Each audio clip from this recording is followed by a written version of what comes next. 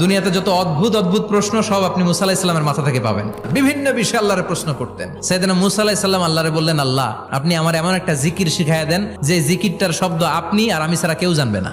দিনে রাতে সব সময় এই জিকির আমি করব, আপনারে ডাকবো, কিন্তু শর্ত হলো এই জিকিরটা জানবে শুধু আপনি আর জানবো শুধু আমি। আল্লাহ বললেন, মুসা পড়ো লা ইলাহা ইল্লাল্লাহ।